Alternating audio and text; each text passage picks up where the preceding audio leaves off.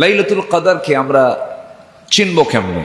কারণ এই তো এর মধ্যেই তো আছি আমরা, একটু জানার দরকার আছে কিনা বলেন।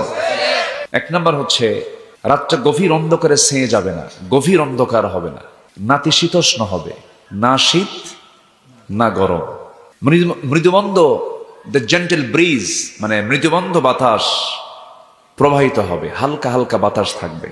এবং সে রাতে ইবাদত করে অন্য রাতের চাইতে অতিরিক্ত একটা তৃপ্তি বোধ হবে, একটা মজা পাবে। এবং ওই রাত্রে হালকা হালকা কিছু গুড়ি গুড়ি বৃষ্টি নামবে, সকালে হালকা আলোক রশ্মি সহ সূর্যোদয় হবে।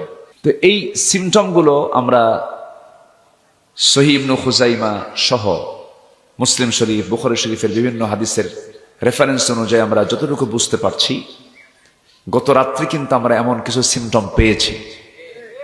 মনে হয়েছে কিনা বলেন।